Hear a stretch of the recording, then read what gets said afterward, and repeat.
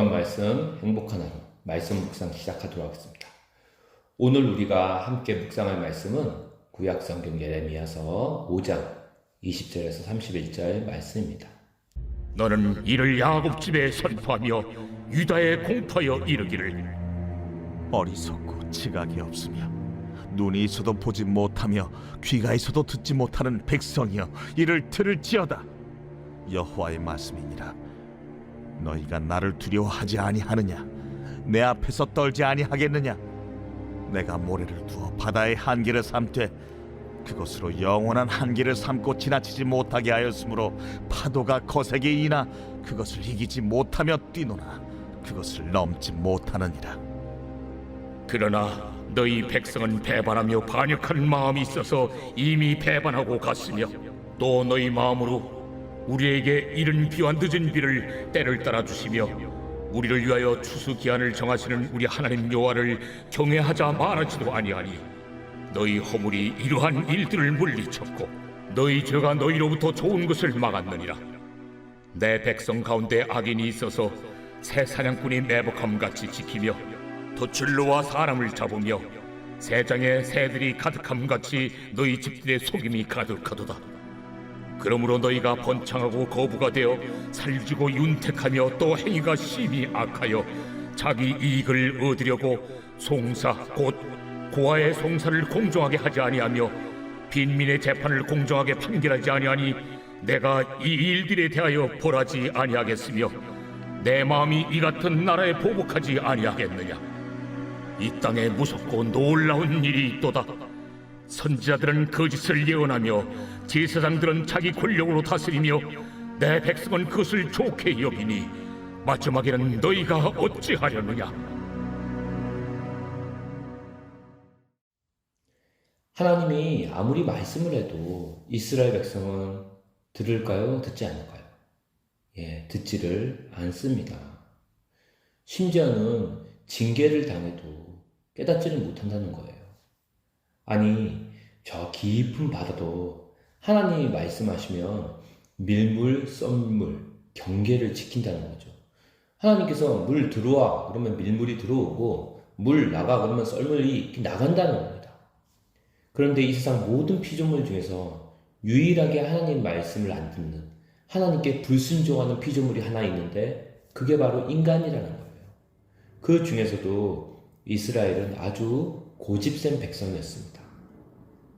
그래서 20절, 21절 말씀에 하나님이 아무리 말씀해도 이스라엘 백성이 듣지 않기 때문에 이제 그 양상이 어떻게 전개가 되냐면은 22절에서 25절 말씀 보면 주님이 철을 따라 비를 내리고 곡식을 거두게 하시지만 이스라엘 백성들은 그 공로를 하나님께 돌리지 않는다.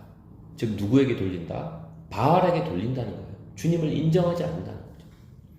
자기들의 발로 하나님이 주신 복을 걷어차고, 즉 하나님께서 모든 것을 비를 내려주시고 곡식을 주시고 수확을 주셨는데 그 하나님이 주신 복을 자기들이 걷어차고 이제는 자기 손으로 재앙을 불러들인, 스스로 하나님을 복의 근원 되시는 하나님을 부정하고 하나님을 거부하고 이제는 자기 손으로 재앙을 불러들인 어리석은 백성들이 바로 누구다? 이스라엘이라는 거죠.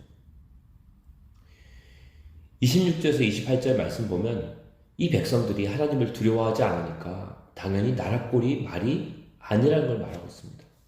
모두 다 하나님을 경외하기보다 오로지 자기 이익을 채우기 바쁘다는 거죠. 이스라엘의 지도자들은 사람들을 억압하고 핍박하고 사기치는 게 그냥 일상입니다. 그리고 가난한 자들은 정당한 삶의 권리를 잃고도 호소할 데가 없어요.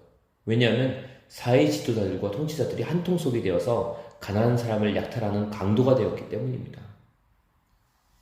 그리고 30에서 31절 말씀은 이렇게 공평해야 할 법과 약한 자들이 피해를 피할 수 있는 산성이 되어야 할 제사장들도 모두 힘 있는 자들의 편에 섰다는 거예요.